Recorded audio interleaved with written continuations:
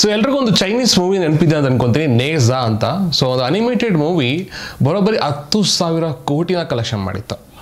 So ಇದು animation ಮೂವಿಗೆ world ವೈಡಲ್ಲಿ ಇರ್ತಕ್ಕಂಥ demand. ಕೆಲವೊಂದು ಹಾಲಿವುಡ್ ಅನಿಮೇಷನ್ಸ್ ಮೂವಿಗಳು ತುಂಬ ಕನೆಕ್ಷನ್ ಮಾಡಿದೆ. ಇಲ್ಲಿ ಮೂವಿ ಬಗ್ಗೆ ಯಾಕೆ ಮಾತಾಡ್ತಾ ಇದ್ದೀನಿ, ಅನಿಮೇಟೆಡ್ ಮೂವೀಸ್ ಬಗ್ಗೆ ಹೇಳ್ತೇನೆ ಅಂದರೆ ಇಂಡಿಯನ್ ಸಿನಿಮಾದಲ್ಲಿ ಒಂದು ಅನಿಮೇಷನ್ಸ್ ಮೂವಿನ ಮಾಡೋದು ರಿಸ್ಕ್ ಅಂತ ಎಲ್ಲರೂ ಅಂದ್ಕೊಂತಾರೆ. ಅದು KGF ಮತ್ತು ಸಲಾರ್ ಮತ್ತು KGF 3 ಈ ರೀತಿಯ ಒಂದು, ಮತ್ತು ಕಾಂತಾರ ಚಾಪ್ಟರ್ 1 ಬರ್ತಾ ಇದೆ, ಕಾಂತಾರ ಈ ಥರ ಒಂದು ಸಿನಿಮಾ ಕೊಡ್ತಾ ಬಿಗ್ ಪ್ರೊಡಕ್ಷನ್ ಹೌಸ್ ಅಂಬಾಳೆ ಸಿನಿಮಾದವರು ಈ ಒಂದು ರಿಸ್ಕ್ನ ಯಾಕೆ ತಗೊಂಡ್ರು ಅನ್ನೋದಕ್ಕೆ ಕಾರಣ ಅವ್ರ ಹತ್ರನೇ ಸಿಗುತ್ತೆ. ಬಟ್ ಇದು ರಿಸ್ಕ್ ಅಲ್ಲ, ಒಂದು ಪ್ಯಾಷನ್ ಅಥವಾ ಒಂದು ಅವರು ಬಿಲೀವ್ ಮಾಡ್ತಕ್ಕಂತಹ ಒಂದು ವಿಚಾರಗಳ ಮೇಲ್ಗಡೆ ಸೊ ಅವರು ಇನ್ವೆಸ್ಟ್ ಮಾಡಿದರೆ ಅವರಿಗೆ ಅದರಲ್ಲಿ ಖುಷಿ ಸಿಗ್ಬೋದು ಅಂತ ಅನ್ಕೊತೀನಿ. ಓಕೆ, ಸೊ ಯಾಕೆ ಈ ಒಂದು ಸಿನಿಮಾ ಕನ್ನಡದಲ್ಲಿ ಪ್ರಮೋಷನ್ಸ್ ಜಾಸ್ತಿ ಆಗಿಲ್ಲ ಅನ್ನೋದು ಕೂಡ ನನಗೆ ಕ್ವಶನ್ ಮಾರ್ಕ್ ಇದೆ. ನಿಮ್ಗೆ ಏನಾದ್ರು ಕಾಣಿಸಿದ್ರೆ ಹೇಳಿ, ನನಗಂತೂ ಕಾಣಿಸಿಲ್ಲ. ಬಿಕಾಸ್ ನಾನೊಂದು ತೆಲುಗು ಅಥವಾ ಇಂಟರ್ವ್ಯೂ ನೋಡಿದೆ, ನಾನು ತೆಲುಗು ಇತ್ತು ಅಂದ್ಕೊತೀನಿ ಅದು. ಸೊ ಇದು 3 ಭಾಷೆಯಲ್ಲಿ ರಿಲೀಸ್ ಆಗಿದೆ, ಕನ್ನಡ,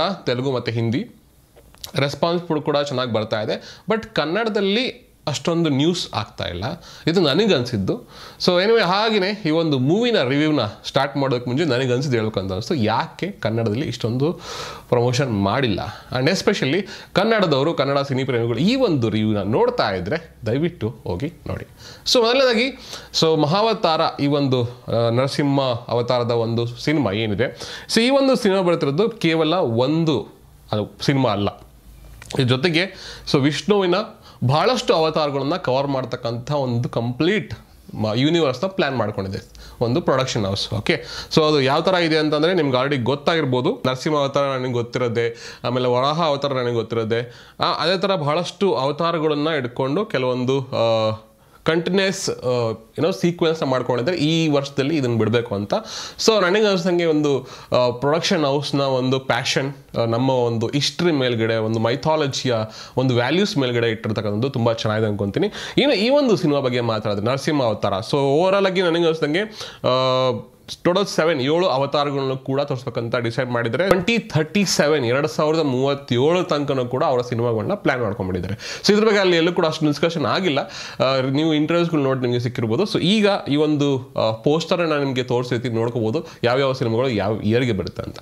ಸೊ ಇನ್ನು ಈ ಒಂದು ಸಿನಿಮಾ ಬಗ್ಗೆ ಮಾತಾಡೋದಾದ್ರೆ ಕಂಪ್ಲೀಟ್ ಆಗಿ ಅಬ್ಸಲ್ಯೂಟ್ ಒಂದು ವಿಜುವಲ್ ಟ್ರೀಟ್ ಅಂತ ಅನ್ಬೋದು. ನಾವು ಆಲ್ರೆಡಿ ನೋಡಿದ್ದೀವಿ ಒಂದು ರಾಜ್ಕುಮಾರ್ ಅವರ ಒಂದು ಪಾತ್ರದಲ್ಲಿ ಲೈವ್ ಆ್ಯಕ್ಷನ್ ಮೂವೀಸ್ಗಳನ್ನ ನೋಡೋದ್ರಿಂದ ನಮಗೆ ಸೊ ಮೇ ಬಿ ಕನ್ನಡದಲ್ಲಿ ಇದಕ್ಕೆ ಇಂಟ್ರೆಸ್ಟ್ ಬಂದಿರಲಿಕ್ಕಿಲ್ಲ, ಅಥವಾ ಇಂಟ್ರೆಸ್ಟ್ ಬರೋ ಥರ ಯಾವುದೇ ರೀತಿ ಒಂದು ಪ್ರಮೋಷನ್ ನಡೆದಿಲ್ಲ, ಒಂದು ಸ್ಯಾಡ್ ನನಗೂ ಕೂಡ ಇದೆ. ಸೊ ಬಟ್ ಇನ್ ಕೇಸ್ ನೀವು ಇನ್ನೂ ನೋಡಿಲ್ಲ ಅಂತಂದರೆ ಈ ಒಂದು ರಿವ್ಯೂ ಆದಮೇಲೆ ನೀವು ನೋಡ್ಬೋದು. ಸೊ ಫಸ್ಟ್ ಆಫ್ ಆಲ್ ಈ ಒಂದು ಸಿನಿಮಾ ಕಂಪ್ಲೀಟ್ ಆಗಿ ಒಂದು ಸ್ಟೋರಿನ ನೀವು ಆಲ್ರೆಡಿ ಗೊತ್ತಿರೋ ಪ್ರಕಾರ ಆ ಸ್ಟೋರಿನ ತುಂಬ ಚೆನ್ನಾಗಿ ಡೆವಲಪ್ ಮಾಡಿ ಅದನ್ನು ತುಂಬ ಚೆನ್ನಾಗಿ ಅನಿಮೇಷನ್ಸಲ್ಲಿ ಪ್ರೆಸೆಂಟ್ ಮಾಡೋಕ್ಕೆ ಹೋಗಿದ್ರೆ, ಅನಿಮೇಷನ್ಸಲ್ಲಿ ಏನಾಗುತ್ತೆ ಅಂದರೆ ಅವ್ರಿಗೊಂದು ಫ್ರೀಡಮ್ ಇರುತ್ತೆ. ಸೊ ಅನಿಮೇಷನ್ಸ್ಗಳನ್ನ ಮತ್ತು ಅನಿಮೇಷನ್ ಮುಖಾಂತರ ಒಂದು ಪಾತ್ರದ ಒಂದು ಬೆಟರ್ ಪ್ರೆಸೆಂಟೇಷನ್ನ ಮಾಡೋದು, ಯಾವ ರೀತಿ ತೋರಿಸ್ಬೇಕು ಅನ್ನೋದಕ್ಕೆ ಒಂದು ಫ್ರೀಡಮ್ ಇರುತ್ತೆ. ಏನಕ್ಕೆ ಅಂದರೆ ಲೈವ್ ಆ್ಯಕ್ಷನ್ಸ್ಗಳಿಗೆ ಬಂಡವಾಳ ಜಾಸ್ತಿ ಬೇಕು, ಇನ್ವೆಸ್ಟ್ಮೆಂಟ್ ಇನ್ನೂ ಜಾಸ್ತಿ ಬೇಕು.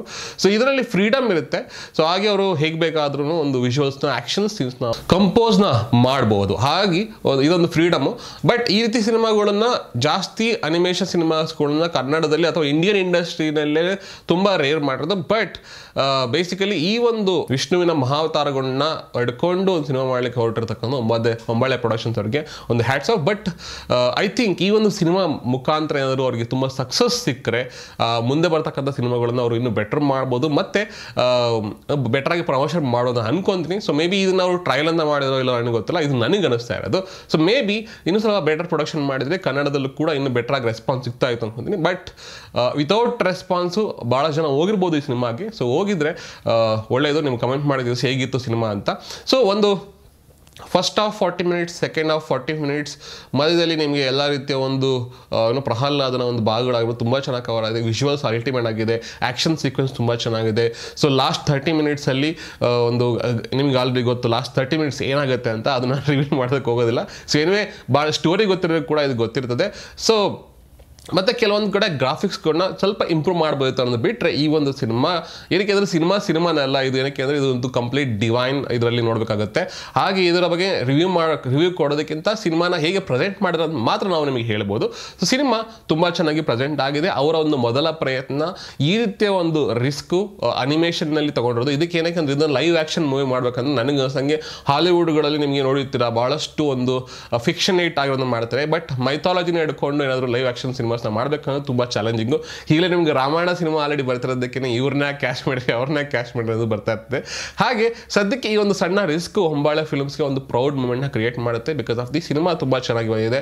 ಸೊ ಅವರ ಒಂದು ಫ್ಯೂಚರ್ಗೆ ಈ ಒಂದು ಸಿನಿಮಾದ ಸಕ್ಸಸ್ ಭಾಳಷ್ಟು ಮ್ಯಾಟ್ರ್ ಆಗುತ್ತೆ. ಹಾಗೆ ಪ್ರತಿಯೊಬ್ಬರು ಈ ಒಂದು ಸಿನಿಮಾಗಿ ನೋಡೋದು ಭಾಳಷ್ಟು ಪ್ರೊಡಕ್ಷನ್ ಹೌಸ್ಗೆ ಆಗಿರ್ಬೋದು ಅಥವಾ ಡೈರೆಕ್ಟರ್ಗೆ ಆಗಿರ್ಬೋದು ಅಥವಾ ಯಾರೆಲ್ಲ ಇದಕ್ಕೆ ವರ್ಕ್ ಮಾಡಿರೋ ಎಲ್ಲರಿಗೂ ಕೂಡ ಆಗಿರ್ಬೋದು. ಇನ್ನು ಸಿನಿಮಾ ಚೆನ್ನಾಗಿದೆ ಇಲ್ಲ ಅಂತ ಹೇಳೋದು ಚಾನ್ಸೇ ಇಲ್ಲ. ಬಿಕಾಸ್ ಕಂಪ್ಲೀಟಾಗಿ ಎಲ್ಲ ಮನೆ ಚಿಕ್ಕವರಿಂದ ಹಿಡಿದು ದೊಡ್ಡವರು ಎಲ್ಲರೂ ಹೋಗ್ಬಿಟ್ಟು ನೋಡ್ತಕ್ಕಂಥ ಒಂದು ಬಹಳಷ್ಟು ವ್ಯಾಲ್ಯೂಸ್ಗಳನ್ನ ತುಂಬಿರ್ತಕ್ಕಂಥ ಒಂದು ವಿಷ್ಣುವಿನ ಅವತಾರ ಒಂದು ಸಿನಿಮಾ ಈ ಒಂದು ಮಹಾವತಾರ ನರಸಿಂಹ. ಹೋಗಿ ನೋಡಿ. ಅದನ್ನು ಬಿಟ್ಟರೆ ಆಲ್ರೆಡಿ ಹೇಳ್ದಂಗೆ ಕೆಲವೊಂದು ಕಡೆ ಗ್ರಾಫಿಕ್ಸ್ ಇನ್ನು ಬೆಟರ್ ಆಗಿರ್ಬೋದಿತ್ತು, ಅದು ಮ್ಯಾಟ್ರ್ ಆಗೋದಿಲ್ಲ. ಬಿಕಾಸ್ ನಿಮಗೆ ಮೇನ್ ಕ್ಯಾರೆಕ್ಟರ್ಗಳು ತುಂಬ ಚೆನ್ನಾಗಿ ರೆಪ್ರೆಸೆಂಟ್ ಮಾಡಿದ್ದಾರೆ.